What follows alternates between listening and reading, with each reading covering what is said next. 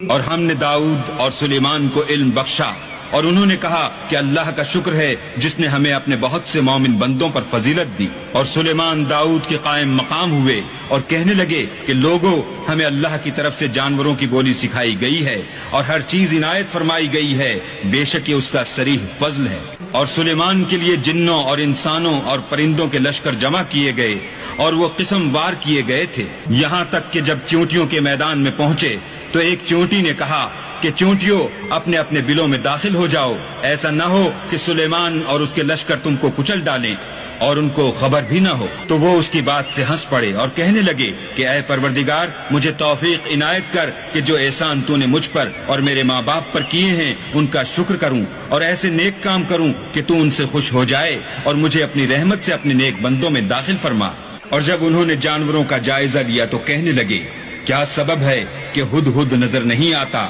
کیا کہیں غائب ہو گیا ہے؟ میں اسے سخت سزا دوں گا یا ذبح کر ڈالوں گا یا میرے سامنے اپنی بے قصوری کی دلیل صریح پیش کرے۔ ابھی تھوڑی ہی دیر ہوئی تھی کہ ہدہد موجود ہوا اور کہنے لگا کہ مجھے ایک ایسی چیز معلوم ہوئی ہے جس کی آپ کو خبر نہیں، اور میں آپ کے پاس شہر سبا سے ایک یقینی خبر لے کر آیا ہوں۔ ابھی تھوڑی ہی دیر ہوئی تھی کہ ہدہد موجود ہوا اور کہنے لگا کہ مجھے ایک ایسی چیز معلوم ہوئی ہے جس کی آپ کو خبر نہیں، اور میں آپ کے پاس شہر سبا سے ایک یقینی خبر لے کر آیا ہوں۔ میں نے ایک عورت دیکھی کہ ان لوگوں پر بادشاہت کرتی ہے اور ہر چیز اسے میسر ہے اور اس کا ایک بڑا تخت ہے۔ میں نے دیکھا کہ وہ اور اس کی قوم اللہ کو چھوڑ کر آفتاب کو سجدہ کرتے ہیں، اور شیطان نے ان کے اعمال انہیں آراستہ کر دکھائے ہیں اور ان کو رستے سے روک رکھا ہے، بس وہ رستے پر نہیں آتے اور نہیں سمجھتے کہ اللہ کو جو آسمانوں اور زمین میں چھپی ہوئی چیزوں کو ظاہر کر دیتا اور تمہارے پوشیدہ اور ظاہر اعمال کو جانتا ہے،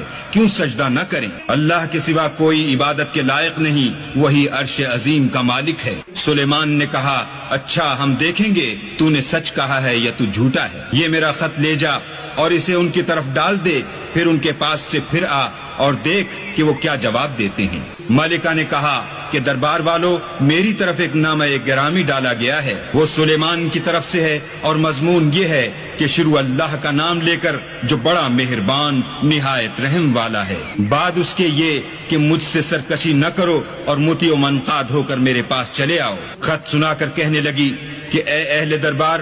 میرے اس معاملے میں مجھے مشورہ دو، جب تک تم حاضر نہ ہو اور صلاح نہ دو میں کسی کام کو فیصل کرنے والی نہیں۔ وہ بولے کہ ہم بڑے زوراور اور سخت جنگجو ہیں اور حکم آپ کے اختیار ہے، تو جو حکم دیجیے گا اس کے معال پر نظر کر لیجیے گا۔ اس نے کہا کہ